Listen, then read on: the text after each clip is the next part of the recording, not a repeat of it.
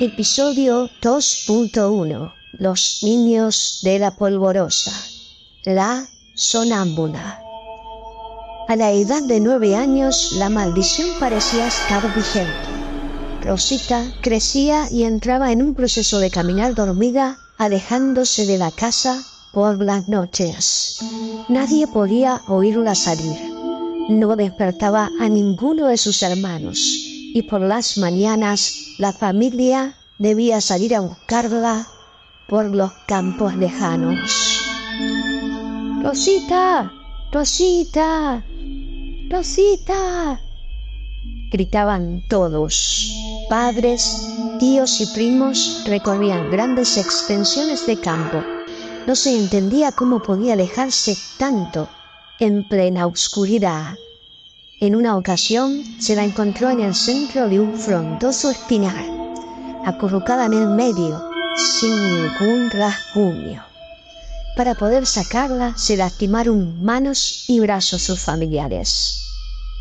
En otro sorprendente episodio, se la halló en el hueco de un gran tronco, profundamente dormida, abrazada a un zorro. La cúspide del miedo fue hallada recostada junto a un gran hormiguero, cubierta de legionarias del Amazonas, en un enjambre de voladoras enorme a su alrededor. Ella jamás recordaba nada, negaba todo y sentía acusaciones lastimosas de lo que no creía hacer. La sonámbula siguió su injusta condena por unos años más, caminando dormida sin importar el clima. Pasaron los años y, según se puede deducir en escasas charlas de familiares, uno de los grupos pudo con la maldición que pesaba sobre ella. El precio a pagar fue muy caro.